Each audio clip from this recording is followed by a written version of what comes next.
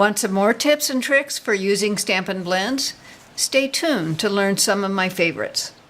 Hi, this is Sage Kimball and I'm the Mad Stamper with another technique and tooltip video for card makers and paper crafters. One of the first things you'll notice about Stampin' Blends is how hard it is to get some of the caps off. Some of them are easier than this one, but I want to warn you about something.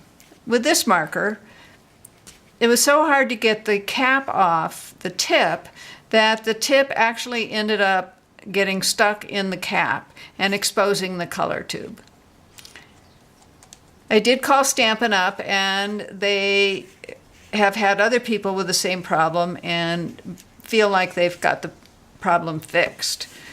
But in the meanwhile, I just want you to know that if this happens to you, contact me or your demonstrator and Stampin' Up will replace your marker. When I'm coloring, I usually keep the caps loosely over the tips on the 2 or 3 markers that I'm using. Will they dry out a little faster than if I cap them tightly each time? Probably, but this strategy is a lot kinder to my hands. Then I always press down on the markers against my table to make sure I've got the caps on tight.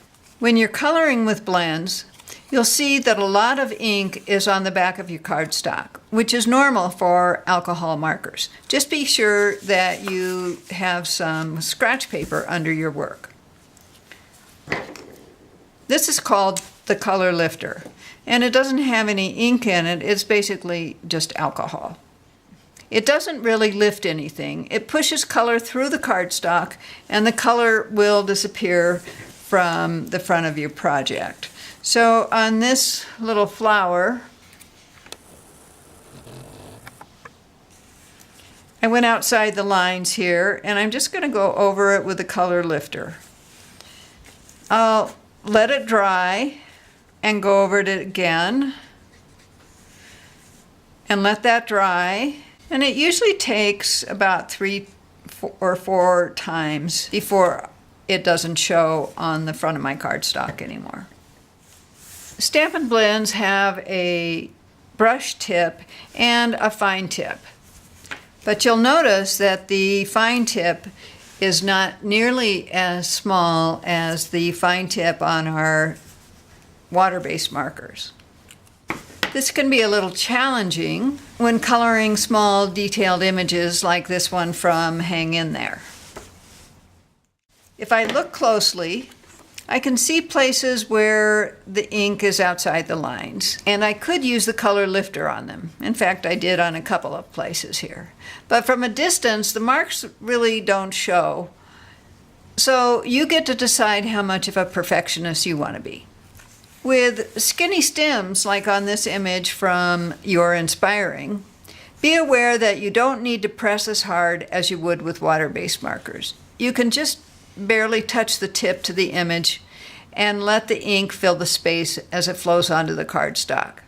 Now with these stems, the ink outside the lines was very noticeable, so I did go over the stray marks with my color lifter.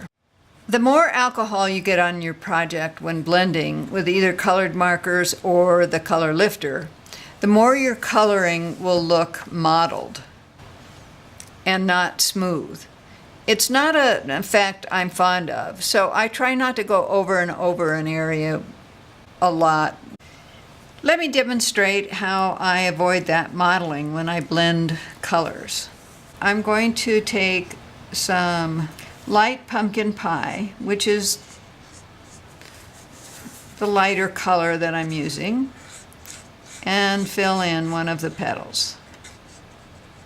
And it's easiest to blend if you do one small area at a time and the inks are still relatively wet. So then I'm going to add a bit of Calypso Coral, the light version, to create a little contouring and shading. Now in order to blend those a little bit, I'm going to go over the whole thing again with the light pumpkin pie. And it will give that subtle shading and contouring without any modeling. In the Stampin' Blends Part 1 video, I showed you how you can use some of the colored inks to stamp your images. You can use the link provided to see that video. The fading of the lines is especially noticeable where I did so much blending on this wing of the butterfly. I stamped it in Sweet Sugar Plum, and I can take that same color marker and draw in some of those lines again. When you fussy cut an image like this flower, you can use either an alcohol or a water-based marker, the same color as the outline, and with the side of your brush tip, color the edges of the white cardstock.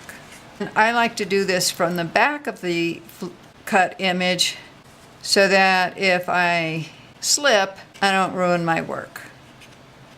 With this die cut from the Petal Palette bundle, I didn't necessarily like the stark white showing around the flowers.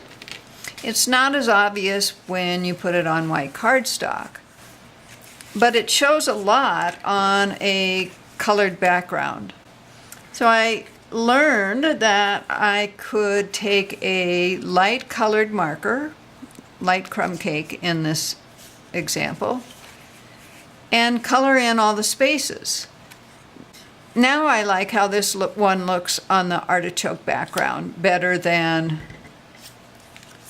the one with all the white. But that's a personal preference, and it's up to you. That's all my tips and tricks for now. If I learn new ones, I'll be sure to share them with you. Thanks for watching. Please like this video, share it with your friends, and leave me a comment. For more inspiration and instructions, be sure to sign up for my newsletter at www.stampingmadly.com. Visit me on Facebook and Pinterest, and don't miss another great video. Subscribe to the Mad Stamper YouTube channel now.